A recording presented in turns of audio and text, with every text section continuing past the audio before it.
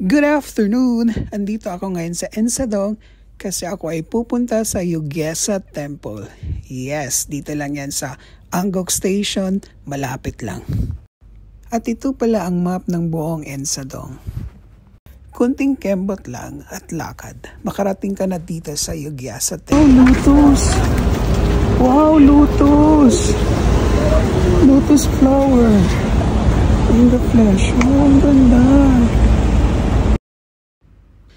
Madali lang matunton yung Yugesa Temple, no? Kasi in front of the temple, maraming lotus flowers.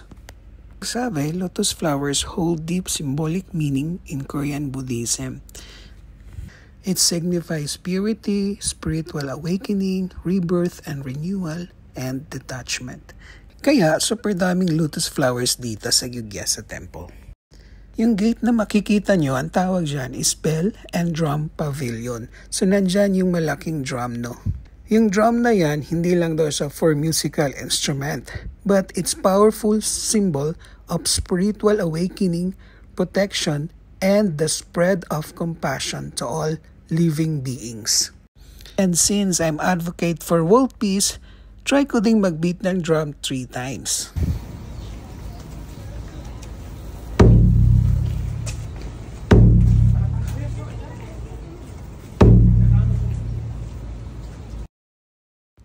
O, diba, bongga? I sincerely wish for world peace that time. Tara, pasok tayo sa loob and explore natin yung area. Yung Yugesa Temple pala is free for all. So, wala siyang entrance. So, anytime you can go there and pray kasi meron siyang temple sa loob. Before kayo makarating sa main hall, meron silang garden dito. Napakaganda ng garden nila. Well-maintained ang garden nila at napakalinis. Kaya ako, ninanamnam ko talaga ang ganda ng garden na to. And wishing one day magkaroon ako ng ganitong garden sa bahay. Tingnan nyo naman, namumulaklak ang mga flowers, super fresh. Yung malaking puno na makikita nyo is white pine tree ang tawag dyan. At dito naman yung main hall at nandito si Buddha, guys. Dito sila nagpipray to ask Buddha's protections and blessings and their own personal intentions and prayers.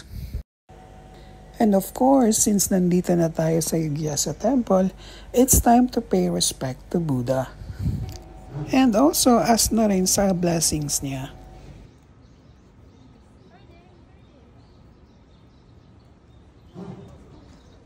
Ang white pine tree na to, or in Korean, it's ancient Baeksong kasi it's 500 years old na daw na tree, ano. Super tagal na. Ancient na talaga siya.